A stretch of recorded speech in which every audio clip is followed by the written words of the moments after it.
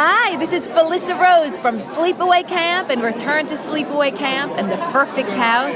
And you are listening to the Timo and Harley Show. Welcome to the Timo and Harley Show.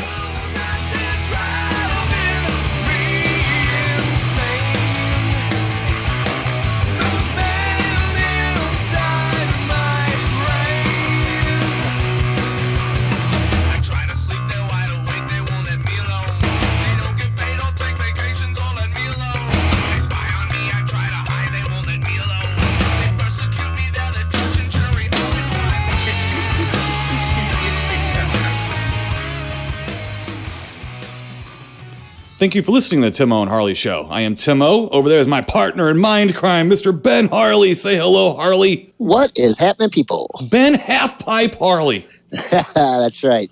I've been known to do a McTwist. Yeah? Here and there, Tim. Well, I've been known to take a big spill off of him. Yeah, maybe more of a, And not even on a skateboard. I wasn't on a skateboard. I was just trying to walk up it and fell. Yeah. Yeah. Oh, yes, I love the half-pipe days, Timo. Did you ride a half-pipe? Yes, yeah. Did you? Actually, it's funny. We built one. I guess I don't know if I should tell this story, but yes, we found some wood. Let's put it that way. Mm-hmm. We found some wood at a lumber yard. Not stole, right? Well, borrowed. Yes. Okay. Yeah. And we built a half pipe in the back of one buddy's house, and it was all good and well until he finally fell and broke his arm. Oh. And so the day after that, his dad paid someone to tear it down. Oh boy, yeah. That was the end of that. Yeah. But we had a lot of fun back in those days, and that was what was neat about that is listening to the punk rock music, and that's where I got to hear some of those, early bands for the first time. Right. We'd be skateboarding, and someone would bring, so good times, Tim. Good times. Very good. Very good. I have too much self-preservation and cowardice to get on a half pipe, even on a skateboard. Yeah. So I know Tim Jameson from Ultraman. He's a big skateboard guy, so he likes to do that stuff. Now he looks a little awkward because he's like 9 feet tall and he's 55 years old. Right, he's doing it. I'm not. So good for him. Oh, that's funny. Yeah, that's hilarious. Yeah. Yep. The good old days, Tim. Oh yeah, they're good and they're old and they're gone. So that's right. Right. Some weren't always that good, buddy. Right. Hello, deep thinkers. Hello, deep thinkers. How y'all doing out there? So you being boring? 2021 is a year of boredom. Boring. Boredom. Yeah, let's keep it. Yeah, keep it boring. And in the grand tradition of 2021 staying boring, here's our show. Here we go. Yeah. Okay. We'll prove this to you. Right.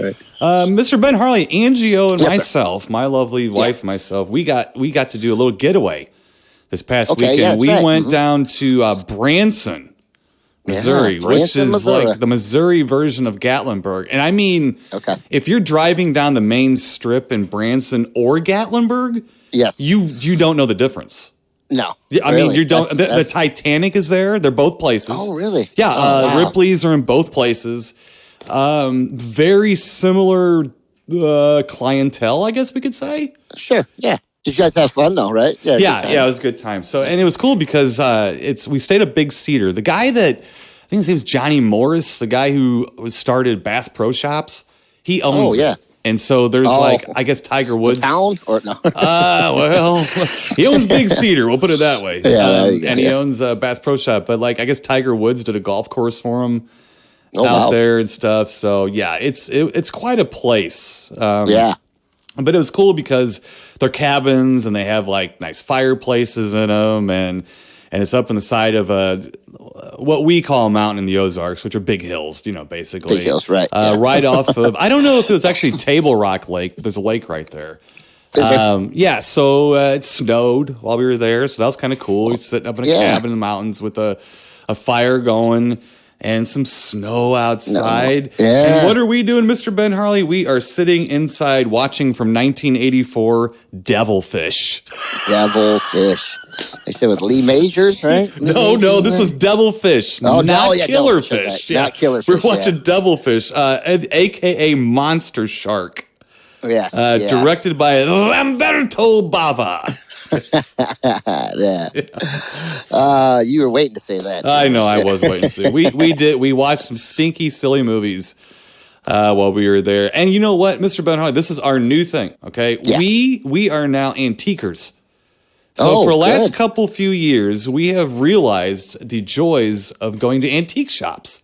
Yeah. Oh, yeah. And so we actually went to a ton of antique shops. So what we basically did, we slept, we ate, we went to antique shops, and we watched B movies and drank wine on the side of a mountain. So, hey, I call that a great weekend.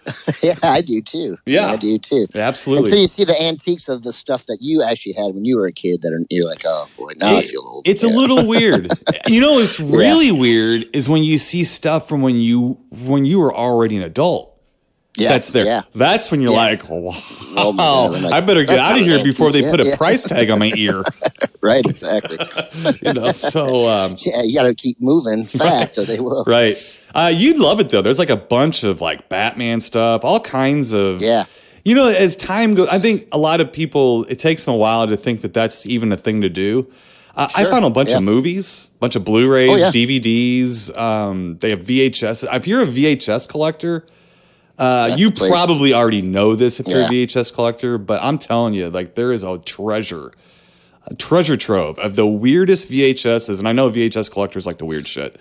The weirdest, like how to make pancakes, type of VHSs. Sewing with someone, so there is some really weird, and the people, like I said, the weirder the more they like them. Well, that's what they like. Crazy. Yeah, I've kind of figured that out. Yeah. That's kind of the stuff that they dig. So, but it was a good time. It was good. Yeah. A good getaway. Sounds like it was. Right? Yeah.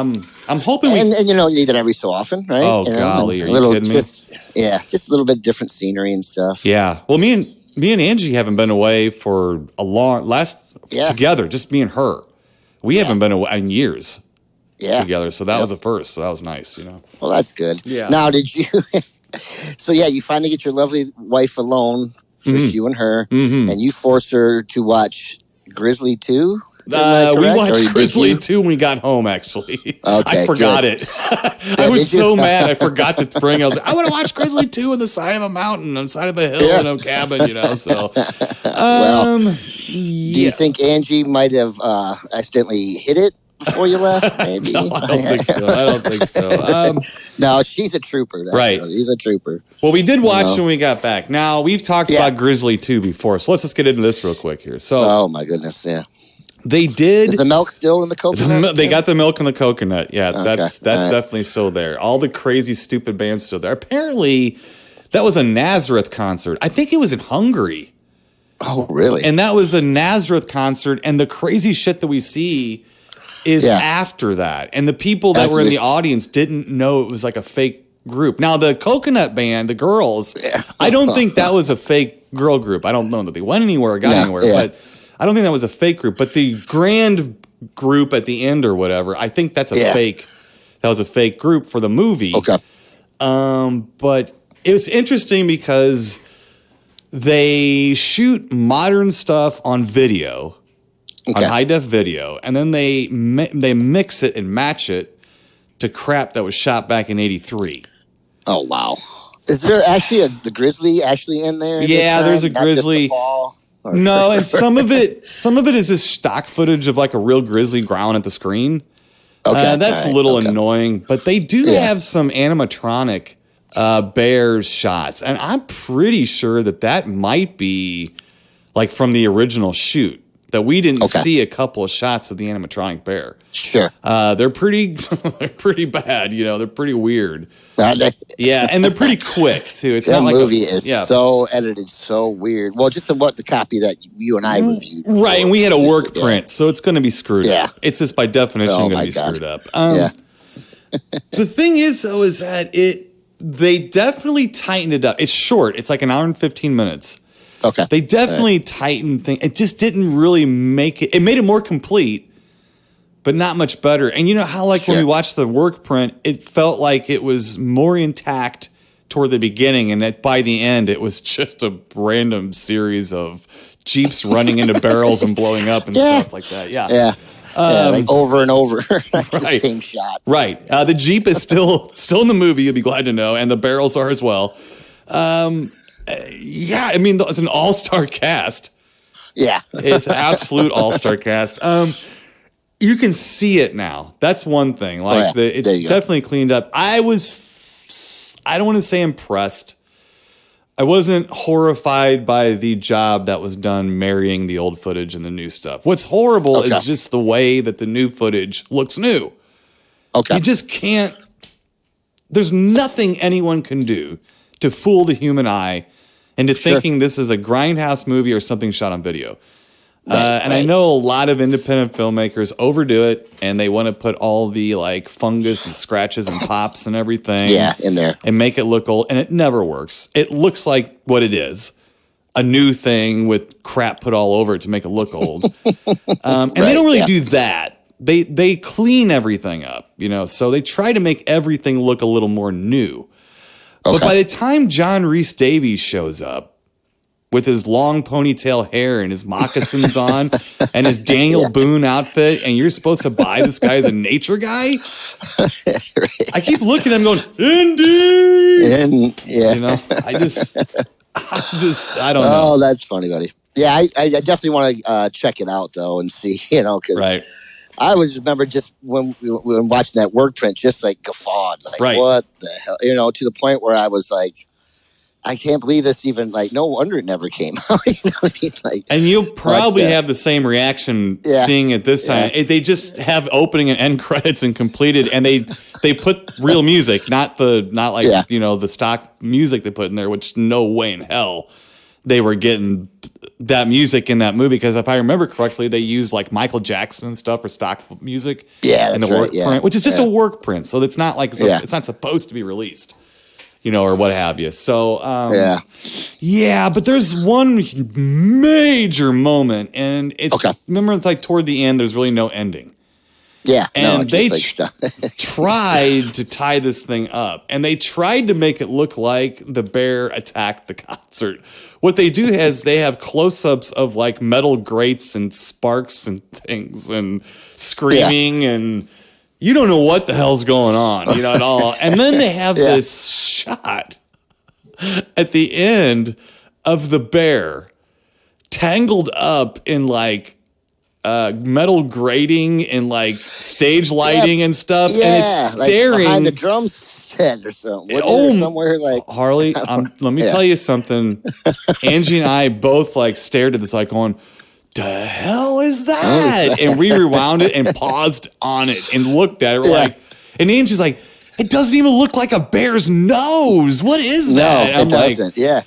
I didn't remember that little shot at all. Like, I'm like, what I do hell? remember, one point, like, what is that? And it was up on stage, wasn't it, too, when it happened or something? And sort of, yes. Yeah. So it's like basically hung up in the stage rigging. Yeah. And it's like, I'm like, oh my God. What is that thing? Yeah. Harley, it was Tim. Like, it's now Tim, real fast, and you've probably mentioned this, but was anybody that was involved with the first movie involved this? I mean, even like not director, but like any of the writer, anything there? I don't think so. No, I don't think so. I don't know that for sure. I didn't really bother a whole lot. I know that one of the producers of that film was responsible. It was the lady. She made sure it got finished. I don't blame her for that. It's just way too far in between then and now. Yeah, I mean, and Charlie Sheen looks like Chance. Like he looks like he's like 12 or 13, And then Laura Dern is trying to be like a teenage floozy type of thing. It's sort of like works for her. She's got little shorts on. She had nice legs when she was a kid. That was okay. Yeah. But George, the funny thing is George Clooney is awful. Like he's just a terrible actor in it. And then you look at like Charlie Sheen's actually pretty good in it. Yeah. So he's actually better than. And Clooney's like acting like an idiot in it. He's trying to be all like loose and cool and stuff. He's going, and he's like got headphones on going, do da, do ba ba da, do da, and he won't stop. I'm just like, I want to kick George Clooney in the teeth if he doesn't stop this crap. Well, I see him next time, right? Yeah. I'm gonna pull that hair off, and the other one next to it too. So. Just remind him he was on the Facts of Life.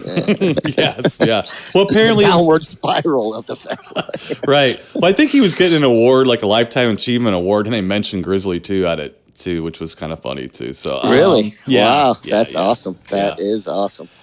So, but it's got our pal Deborah Foreman in it. Charles Cyphers. Right, Charles Cyphers, Sheriff Brackett, as one of the hunters. Oh yeah, is in it. That's right. Yeah. Yeah, the hunters are still in the movie.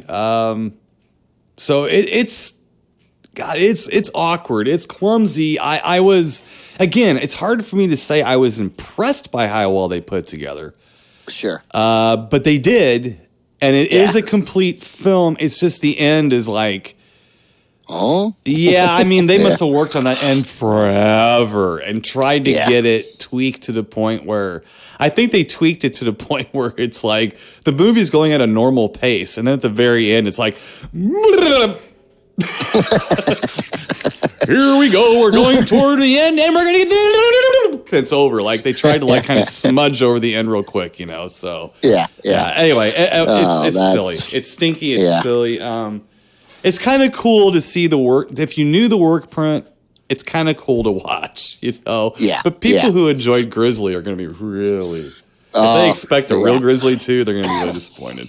Yeah, because that's how I was when we watched it, but it was silly enough to where I was like, what? And, right. You know, and it was, I mean, I remember there's just parts, they kept showing the same part over and over. Right. I was like, well, you know, but, I am still interested to see,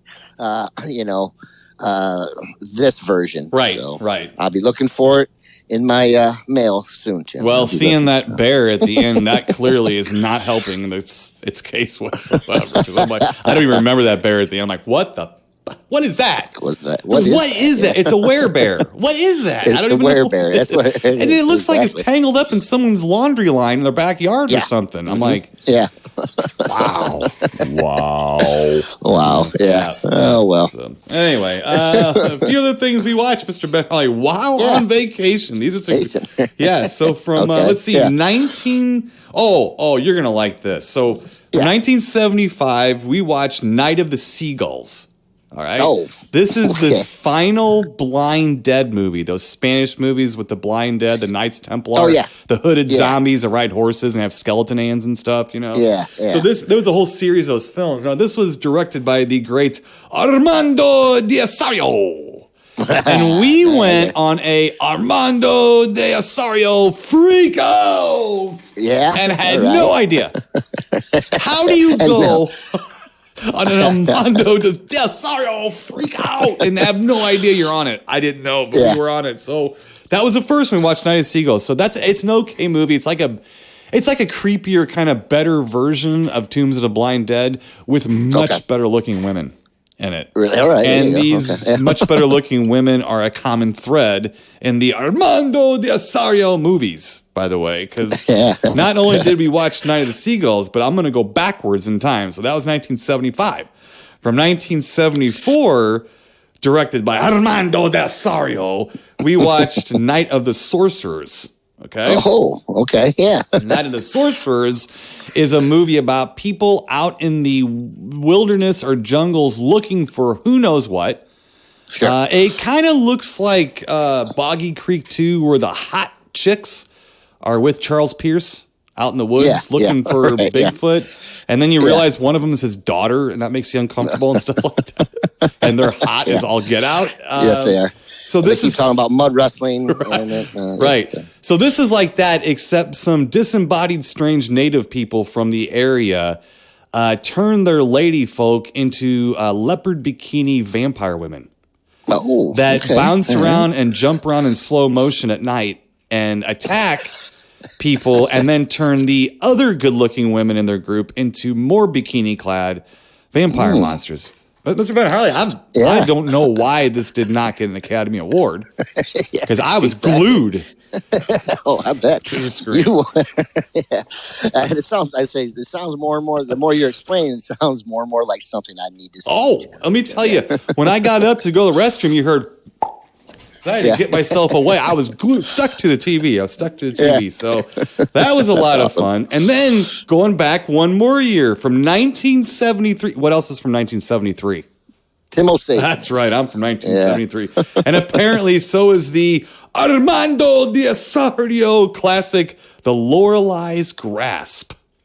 The what, Tim? The Lorelei's Grasp. Now, the Lorelei is a Spanish ghoul of some sort, like a legend. Okay. And with this, it's basically like a werewolf type of story where the woman is turning into like a lizard demon monster thing and just running around and killing people on like this estate. And then they have to call the European international star Tony Kendall, who was actually born Luciano Stella. Yeah. But what do you call yourself in a movie? Tony Kendall. So Tony Kendall runs around with a gun trying to kill the Lorelei.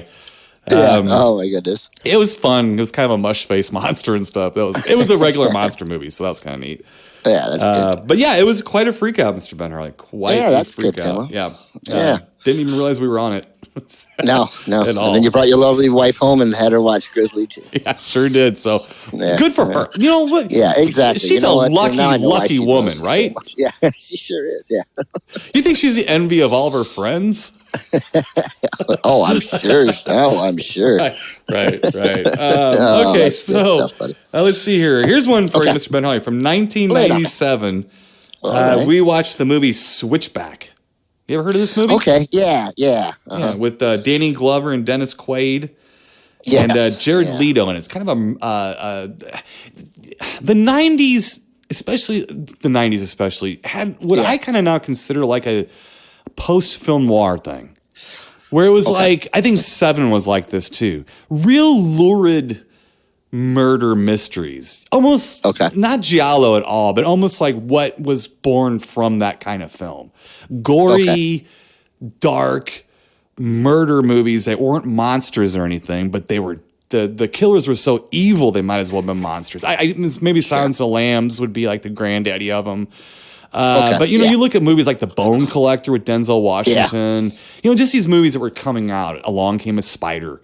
You know, these movies, and so this movie I think kind of fit in with that. I liked it because they were kind of up in the Rockies and stuff. They're like up in the mountains, and it's like it was snowing and everything. I like that environment, I guess, if you will, or whatever. So, it's okay. It's an okay movie. I've seen it. It's got a good cast in it. Not only I think I have seen it, but it's been a long time, so I'm not quite sure. Yeah, it's good. I mean, actually, Arlie Ermey's in it, and he's great in Full Metal Jacket. But you take him out of that, and he's not always good. Like he's good sometimes if he has a good director, but he's not exactly a classically trained actor, I don't think. So I mean it's kind of tough. But in this movie, he plays a sheriff who's like kind of on the case, and he's running for re-election against another dickhole. So these two guys are kind of after each other. So that's William Fichtner. He's a good guy too. So it's just cool. It's a good movie. It's not great. I don't think the mystery is that super great, but it's played really well, and it's shot nice and everything. So good time waster. It wasn't bad. And I watch this movie every now and then because I kind of like the atmosphere of it. Very good atmosphere. Yeah. And a lot of those, like you said, that mentioned the ones that you just mentioned. A lot of those they are at what was it, 7 or whatever. You're right. It's about the atmosphere. Yeah, and they were kind of like they took the place of horror films almost. Yeah, in a way. It's always like in the 70s. You didn't have a lot of big, like movies like them. Like in the 60s or something, but it's some, but not a lot. But it was taken over by more personal horror films, grindhouse movies, like neo-gothic, like a family where the little girl's a killer or something like that. You had more like kind of lurid things like that going on. And it was just a time where that kind of stuff was coming out a lot. God, what was? And of course, Tim, if they make one good one, then there's going to be 35 that follow. Oh yeah. Sixth Sense was kind of like that. It wasn't a ghost, ghost and stuff, but it is what it is.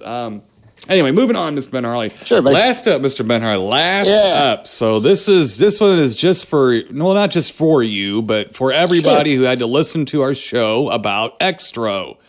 I warned you, and I told you, but we sat down from 1990. And watched Extro 2, The Second Encounter. Oh, boy. Starring who else but Jan Michael Vincent. Oh man. A 1990 Jan Michael Vincent. And what does that mean? Angry. Drunk and angry? Drunk, for sure. Yeah. He was leaning on a lot of things. Yeah, I'm sure you like was. the script. It's like that. They had a lot of shots of him walking from point A to point B just to get him in the movie. And walking was a challenge. I'm just going to tell you it was a challenge. So, and I don't mean to make light of his alcoholism, but I'm going to make light of his alcoholism. And that's all I was going to be to it. So, and it was directed again by Harry Bromley Davenport, same guy who made the first movie. Now, remember though, I said this when we were talking about Extra. Producers hired him to make this sequel because Extra was a hit. So this really doesn't have much to do with the first Extra. Actually, has nothing to do with the first Extra. The first one, no, whatsoever. No, it's more like an underground research facility. So it's more like one of those Alien ripoff movies, Alien or Leviathan or these kinds of movies where you're kind of stuck in a research facility or whatever. The monster's afoot. It's your typical made for. It feels like a made for video. Back to the direct to VHS days or whatever. So you know what? Here's the thing. It's actually not that bad, and it's played pretty well. Angie and I were talking. And I said this is a pretty good example of a direct to video film from the 1990s because she's not real aware of those. I mean, it wasn't like she was trying to find the demonic toy 6 from Full Moon, when she was like, dancing around with her friends in college and stuff. So but she said, "I'm gonna have a husband for that someday." Yeah, right. And am I gonna be lucky? I'm gonna finally get to see Grizzly 2. Right. And won't that turn me on? Oh boy. So, but no, it's actually not that bad. It's played okay. It's the acting is okay, and they edit Jan Michael Vincent into a performance, and stuff. The monsters are okay, and stuff, but it's certainly not an Extra movie. I mean, there's another Extra movie, Extra 3, that has nothing to do with either of the other two. Wow. Yeah. So, but it was okay, and we had just watched. Extra. So I thought, well, let's throw an Extra 2 and why not? Yeah. So we were, to be honest with you, I know it's like, why is Tim taking these stupid movies? Well, I didn't really want to take something very involving. We wanted to have fun, so you sit there with something. Exactly. It's like sitting there with something on TV where you could talk, and have fun and do stuff, and everything. So good time though. And that's what you need. And I've been trying to do that a little bit more recently too, watching, and a little more, mystery science and things like that. Oh yeah, we got some of that in too. Yeah, I brought my hard drive full of Riff Track shorts. So we were watching a bunch of Riff Track shorts and stuff too. So yeah, we got some of those in. Well, good. Let's get to our official little film, Mr. Ben Harley. All right, Tim. Let's talk about this. We can do that. Let's talk about the Nest. Yes, from 1987. We have ourselves The Nest. All right. Yes. Let me get out Movie Guy and give you a short storyline synopsis here. All right. Here we go. Okay. The quiet town of Northport is being overrun by cockroaches. Sheriff Tarbell believes that genetic experiments being conducted by the Intech Corporation are the cause.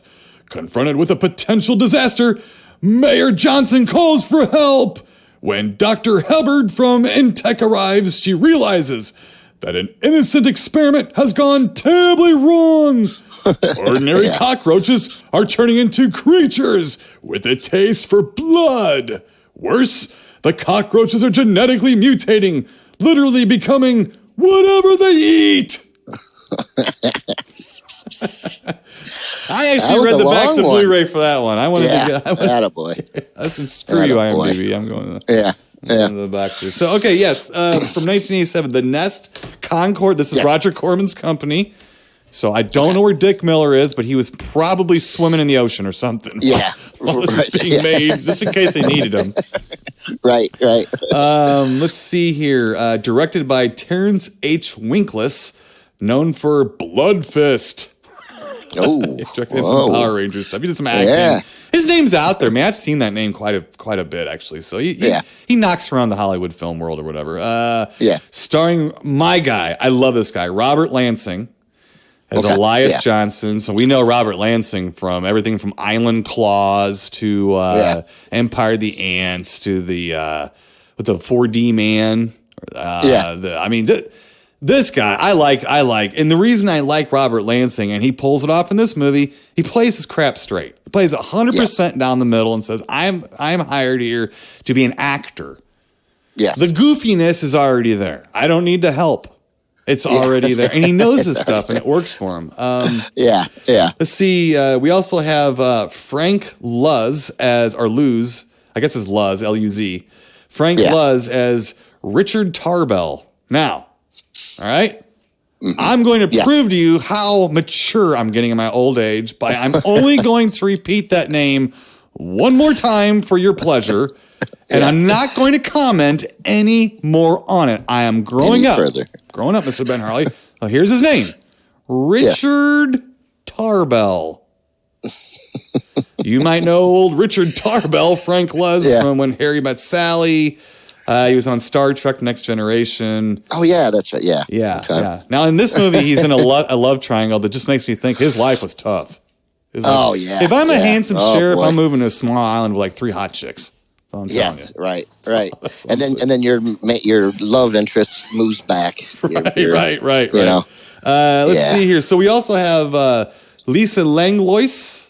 I guess that's how you pronounce it. It's Lang and Lois. So Langlois as Elizabeth Johnson. So this is Robert Lansing's daughter in the movie. Or whatever. Yeah. There's a little creepiness between them. Yeah, a little bit. Not some awkward stuff going on. So the movie's like, there's nothing really new here. No.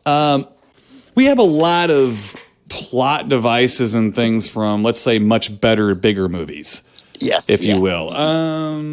Actually, I wrote this down because I saw a lot of Jaws in it. I also saw a lot of The Birds. Yes, it kept going back and forth between Jaws, and there was another. What other movie? There was something else that was really strange, and I kept saying, "Where is this place located?" It's like one of those, when you talk about with the Universal movies. Like, is there just some weird place out there that Yeah. Oh, there's a lot of Jaws, mostly because too the main character, the sheriff, the car he's dressed like Chief Brody, kind of got almost like the same car. They keep showing him like driving by the ocean, Right. And there's a lighthouse, it's really there. And the thing with The Birds too is, we had just watched The Birds recently, and I always forget about the love triangle between Tippi Hedren and Suzanne Flechette. Oh yeah, in that movie, right. and I always forget that Suzanne Flechette is in that movie. And she's a looker too. Yeah, and they try to frump her up a little bit. And they do the same thing in this movie where the sheriff has a girl that works at the local diner. Yeah. A gal. And she's a good looking woman. Yeah. But she's not quite Lisa Langlois. She's really not quite. Mm-hmm. But not that there's anything wrong. I'm just saying that you can tell where the gal working at the diner would be a little threatened by this ex-girlfriend coming back into town, and they have a couple confrontations over it too. And this happens in The Birds a lot. A lot of The Birds is a love triangle. Yes, and the birds are kind of reacting to the love triangle, and that's an odd thing in The Birds. Now that doesn't really happen in this movie, but there is a lot of similarities between, and there's some similarities to The Blob, the '80s version of The Blob too. With the diner and the sheriff and everything, so not that these are over and over again tropes that are in these films. Yes. So it's not really killing new ground or covering any real new ground. It's just finding the same ground in its own way. That's already been covered in other movies. And then we enter Terry Trace as Dr. Morgan Hubbard. I like her too. Mm-hmm. I like the cast. Me and the casting director would probably argue over ladies because we'd have the same taste in ladies. We'll put it that way. And she was in Deathstalker 2, the Alien Nation TV show. Yeah, so she looked super, super familiar to me. Well, she's a and cutie. She was good too in it, and she's kind of shady, maybe. Oh, she's very shady. She's got something up both of her sleeves. Absolutely. Yeah, and she's a little hung up on those bugs. Yes, she starts. I know. Like, at one point, I thought, is she gonna kiss one of these things or something? Because she. Now, what's his name? The guy that you like too. Now Robert Lansing. Yeah, they were like in so they had what's her name keeps going back to that site, like an abandoned site and stuff. And is that where they had the laboratory? Yeah, they were. So the thing is that this is another trope of a horror film like this. Yep. This is where it kind of goes into science fiction land too, where they were trying to create a cockroach. Yeah, that they don't like the pesticides. None of us like the pesticides because they're bad for the environment and stuff. So they were trying to make cockroaches that were cannibals. They would eat other cockroaches. Which I don't know why they think that's a great idea. No, so you replace one cockroach with another super cockroach just to kill the one cockroach. Well, what do you do with the new super cockroach now? You know, so it doesn't. And them cockroaches are going to be here long after we're gone. Oh yeah, yeah. As a matter of fact, the set that they used for the movie. Supposedly, at the time that the thing was written, they still was infested with cockroaches. The set they made this movie on, like 30 years later, is still infested. So you just don't want to introduce cockroaches into your ecosystem. No, by choice. You know, it'll happen on its own. Don't worry about it. But you don't want to do that. Now, what was the other gentleman too, Tim? He's kind of, I guess, maybe I don't know if this would be a trope either, but the bug guy. Yeah, Homer. The guy. Yeah, Homer. Yeah. You mean the pest control agent? Yeah, yes. He did not like, exterminator. But that was a good line. That was a good moment where he said, how am I going to exterminate a species that's been here before I was here? Yeah, it's been here forever. Yep. It's like, no, I'm just controlling. And we'll be here after we're gone. Yeah. Right. Mm-hmm. And who else can pull off a mad ass mini bike like that? Oh, I did like that mini bike. I really did. He was sort of like the Brad Dourif character in Night Shift. Yes. Like the kind of the greasy kind of, it wasn't really greasy. This guy was more of sort of a hippie kind of. He was like half hippie, half punk rock, like loosey goosey guy, like the fun guy or whatever. Yeah. Looked like Randy the Redwoods a little bit. Yeah, it kind of did. I thought it was him at first. We've seen him in movies. Yeah. We've seen Randy in a couple of movies. I thought it was him. I just looked it up. I was surprised it wasn't him. You know, actually. This is so it's a. Lisa Langlois is like a prodigal daughter. Okay, so she's like she's gone. She comes home, and then she stirs it up. She stirs it up because she sees the sheriff as her old boyfriend. Her old boyfriend's dating the lady that works at the diner and stuff. And he's just taken over being sheriff from his father, so she didn't even know. And she had left, like just up and left him and never really said. So there was some tension about that too, like, you know, why she left and you know, so you get a little bit of that at the beginning, like, you know, oh, so now you're the sheriff and oh, look at my dad's store. And so, you know, a lot of help to the screenplay, the screenwriter. Yes, you know? exactly. A lot of help, getting a little dialogue and a little filling in there to get a little exposition and things like that. But, so she has to make up with her dad, Robert Lansing, and stuff. But it is a prodigal daughter meets Jaws. Yeah, I mean, and some birds with the love triangle and stuff. And then the thing is too, a lot of sound effects with point of view suspense like shots. Yeah, you know what I mean? Yeah. Like it. So you have the point of view from the camera, and you hear like, so you know it's like bugs crawling around and stuff. Which that makes your skin crawl a little bit. Makes your skin crawl a little bit. And I'm not a fan of cockroaches either, Tim. I'm just Angio had her eyes closed. Angio had her eyes closed so much she fell asleep. It's true. She did. She had to close her eyes because she cannot stand bugs at all. She cannot stand bugs. Yeah. She could not have been in this movie. Although you brought up the fact that the star Lisa Langlois looks like her a little bit. Yeah. Mm-hmm. There was a few times I was like, Angie? Is that Angie? Well, yeah. Angie right there? Yeah. So. Not quite as pretty as Angie, but she's getting close. She's getting close. She was getting close, Right. Or it's cool. Yeah. Absolutely. So the thing that I like about this, which makes it a little different, that sort of draws me in, is Robert Lansing. Now, I know I like Robert Lansing to begin with, but his character, not only is he playing it 100% straight, like this is a big movie, a big drama movie or something.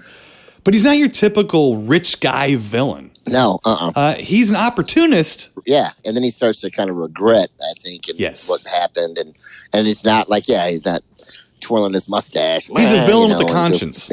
Yes. And so the real villain ends up being more the Terry Trace character, the Dr. Hubbard character, who just goes wild for these roaches. Talk about uncomfortable.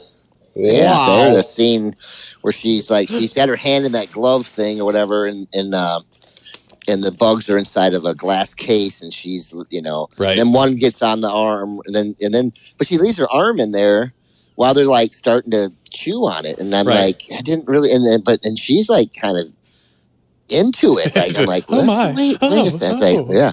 Oh, and then he finally gets her to pull her hand out, and it's all bloody. But she's like, and then I was thinking to myself, why didn't the cockroaches get out of that glove if they were chewing through it and come and eat you guys right now? But that's just me too. Right. Thinking too much. Well, and I think what they were doing is they were trying to shift the villain over to her, and they were also trying to, in a longhand kind of way, show what happens if you get bit by these things. You start turning into a monster yourself. If they don't kill you, because they're going to kill you more or less. But like a vampire in a way. If a vampire just nicks you or bites you, or a werewolf, you turn into one, or they kill you.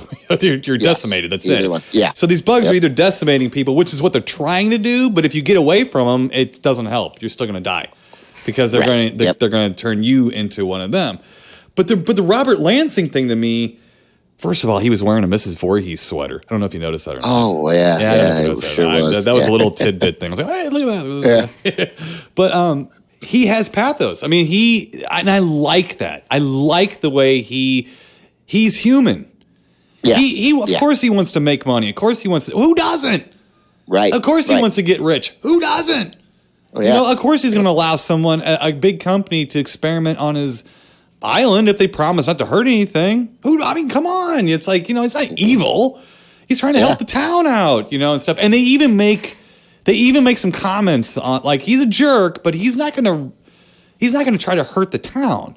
Like they all say he's not that big of a jerk. Interest of town, the best interest of the town. So he basically loses control over that Intech company, basically, and then the Terry Treese character is the representative from the company. I tell you what, if you hate cats, this is your Gone with the Wind. Sure is. They use a cat in a cage for bait, and man, they must tie that cat's paw to the side of the cage, and they put like a bunch of jelly on it or something because it's freaking out, man. It is going crazy. Yeah, because I was wondering, because at one point they ate like a dog. And then you didn't really see, you just saw what the after effects was of what was left of the dog. Right. And then, when they put that cat in there, I was thinking, wow. So I was just thinking they were just going to show kind of like what they did with the dog, just like the aftermath, basically. Yes. Yeah. But no, man, I was like, is that? And I said that to myself, is that cat? That's a real cat in there still, man. And it did. It looked like they took, what's the name? The old cat from Purina Cat Chow, whatever. Anyway, looks like they took him. Yeah, you just put some red jelly or some yucky stuff. Oh, it looked awful. It's just like, it was losing its gourd. It was not happy. Out. Yeah, it was not happy at all. It was a pissed off cat. They're going to have to put that cat down before they open that cage. It's going to kill the whole cast. It was nuts. It was mean. Yeah. It was mad, So that's just going to attach to someone's face, man. Right, as soon as they open that cage. Yeah. I also thought about you, Mr. Ben Harley. Not only the death of cats. I also thought about you because had a couple lighthouses. Had a lighthouse in it. I know you like the lighthouse, and so I was like, "Hey, there is a Ben." As a matter of fact, wasn't the laboratory underneath the lighthouse? Yes, they had. Yeah, and I was trying to think of where that was because I've seen that lighthouse before, but you know what? It's called Cape Disappointment or something like that. That is what it's called. I think it's called Cape Disappointment. Let's see. Sorry, that's my circus music. That's okay. Yeah, I'm pretty sure that goes on in my head all the time on repeat. People that hold me back long enough. I'm going to clown college. That's right. Okay, North Head Lighthouse at Cape Disappointment, Washington, USA. Yeah. So I'm pretty sure. The place I worked at, we built that lighthouse too. Very good. Yeah. All right. Yeah. We didn't build that one. That exact. We could build replicas too. You know what I mean? So, yes. Right. Well, you could have shot it real close. It could have looked that big. Yeah. So you never know. Sure. One of the characters that I liked was the girl in the diner. Her father was a crazy guy that lived out in the.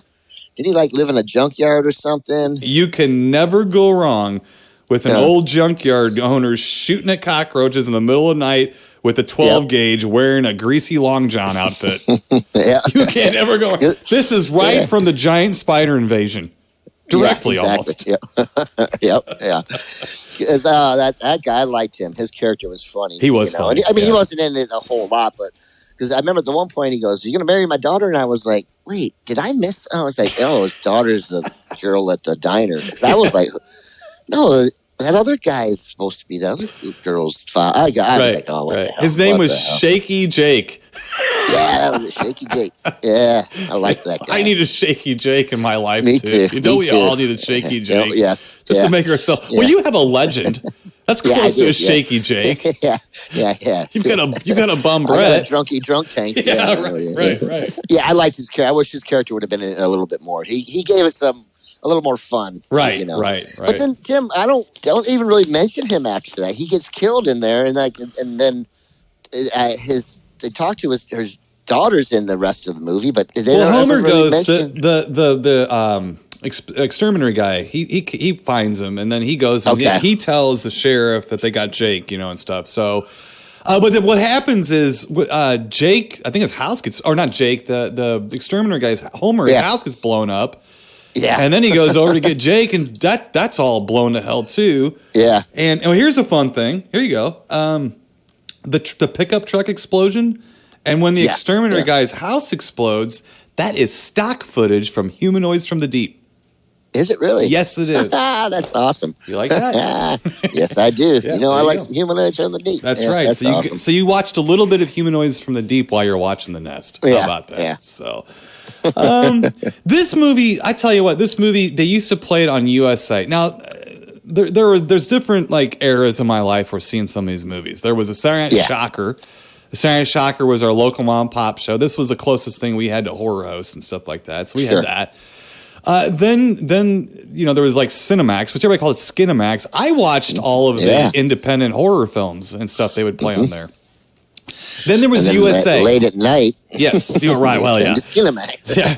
Then there was USA on the weekend. So you had Rhonda Shear on Saturday nights, and you had Gilbert Gottfried on Friday nights. Well, Rhonda Shear would play kind of the booby exploitation movies, and then Gilbert Gottfried would play more of the B horror films. And they played this every now and then, and I would see it on there and stuff. And this is not a bad film. It's really not. No. To me, sometimes I'm not sure what it's trying. If it knows what it's trying to be, as far as and I was just kind of laughing about it, with those, I was like, this is 3 different movies put together. And I'm not talking about the actual movie and the act, it's the sets where they were at and everything. I was like, this just seems, it was well, it's in California. I think most of it was shot around California. I'm sure there are. I mean, this is Roger Corman's company too, so they're using stuff they've used before. Sure. So that just made me kind of laugh a little bit. But as far as the movie was, it was actually pretty good. I liked, characters were pretty good. The acting was pretty good. Yeah. It just, the cockroaches, But I'll tell you, at the end, the way, what's her name's father? Lisa Langlois. Yeah. Yeah. She, her father, he ends up turning into a giant cockroach. Well, that's the thing. Yeah. So you kind of have the moment with Robert Lansing where he's sort of, he makes up for making the mistakes of letting that Intech company in there. And he's trying to make good for his mistakes. He's trying to save the town. He really is. It's it's legit, and that's a good moment too. That makes you care about a little bit. And stuff. And he kind of sacrifices himself to save his daughter at one moment, and the roaches get on him and then turn him into a giant roach monster. Which is my favorite part of the film, of course, because I love myself a mechanical giant roach monster. That's great. So, love it. And it reminded me of Extra 2 a little bit. There was a monster like that in Extra. And in Extra, there was a monster like that too. And Extra 2 has one like it as well. But so, and I like the practical effects. And I think I like this a lot more because it didn't stick with just killer roaches. Right. It allowed the more monster effects and things to happen. And that makes me happy. You get movies with ants or something, and the entire movie's little ants attacking. That's cool. I'm okay with it. It's scary, creepy, and stuff like that. But give me a monster any day of the week, a big, silly monster. Yeah. And do your best to make it slimy and juicy and gross and everything. And I'm on board. I'm on board, But this movie, again, and we've talked about this before, and I think it's worth mentioning that I think the reason that we like this is because it isn't winking at you the whole movie. No. And there's two different kinds of horror films. There's the horror films that wink at you the whole time. Tarantino would do it that way. Oh, yeah. You know what I mean? And then there's movies that just say, I'm making a movie. We're going to do all these cliches, but we're going to do them professionally, and we're going to do them good. Yes. And if it turns out to be a good movie, it'll be a good movie. If not, hey, we did a good job, and all the people at worst will be bored. I know it's bad, but boring movies get forgotten. Yes, they really bad movies get lambasted. Of course, they make a lot of money because people buy them because they're terrible. Because they're terrible. But if you're embarrassed by it, you'd rather have it forgotten. Than constantly be reminded you were in Robot Monster. Devilfish. Devilfish, right, exactly. But this is one of those movies. I think it's a respectable little B horror film. Yeah, it is. And I will say, Tim, I thought, because the first one, the cockroaches attacked like that dog and stuff. I'm like, this is, this night. I was concerned a little. Right. But I enjoyed gooey that. For you, or no? I just thought it was going to be like same thing. That we're just going to see shots of the ground and the grass. Oh, gotcha. And then, But I liked the fact that it did have different other monsters and different things, and then people would change or once they would get attacked. Well, those roaches weren't no joke either. Oh no, those were some big roaches they had on there, and they buzzsawed through stuff. Yeah, they did, absolutely, yeah. But no, it's a fun monster movie. I mean. This is, I look for 1987. Even me sitting there looking at this, like, I don't like a lot of movies from 1987. Yeah.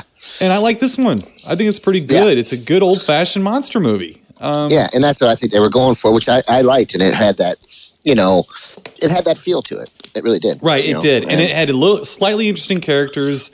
They played them well. It was cast well. It was casted very well. Yes. And I still think that shift that Robert Lansing has through the movie and the woman coming and her being the villain.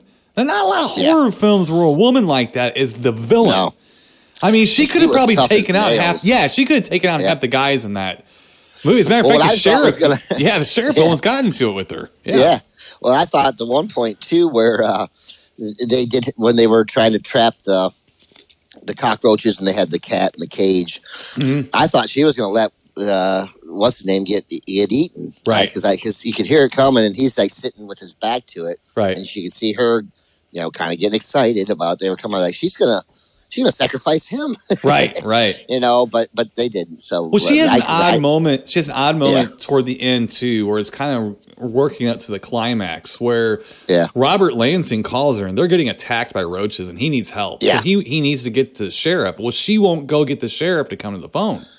Right. Yep. And so you're thinking that she's evil, and then she gives him information and says, "Well, use a fire extinguisher; it'll freeze him."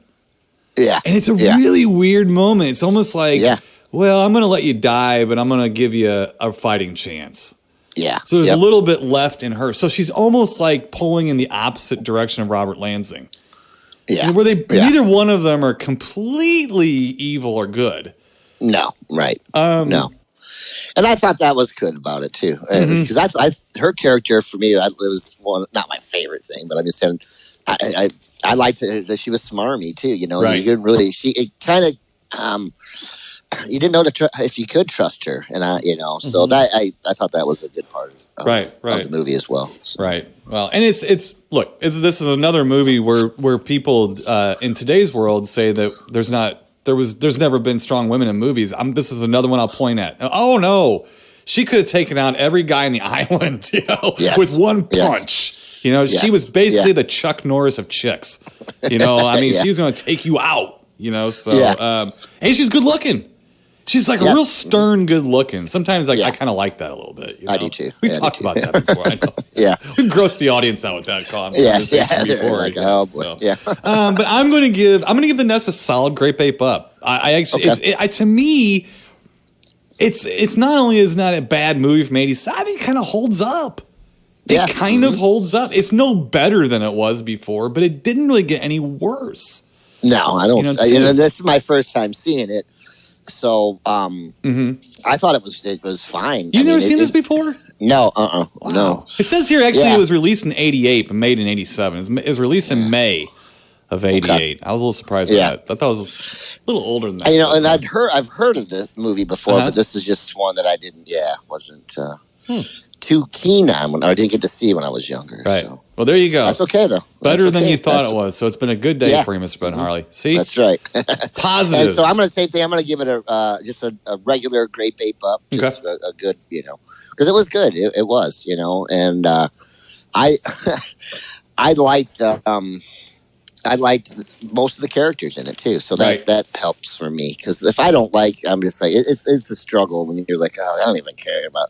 And then sometimes that's okay too, because I don't want to have to, I don't need all the backstory and all this stuff on all these characters. You know what I mean? Right. So, right. And so, but actually found it to be a pretty good movie too. Yeah, it was a nice balancing act of story and monster and stuff, and it's hard to do that. We always complain about it. I mean, we always say it needs more monster, needs more of this. Well, I think this had a good amount of everything.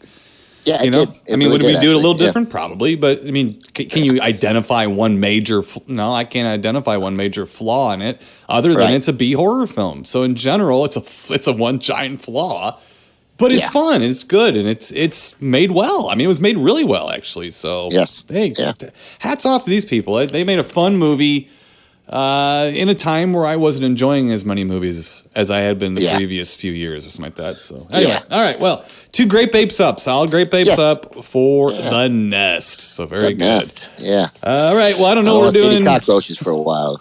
I don't want to see any ever. How about that? I don't want to see them. Not them big ass things. I got the little woods roaches that sometimes run around the like the outside, like in our sunroom and stuff, that come in from the woods. But those are little guys that are trying to run away from me.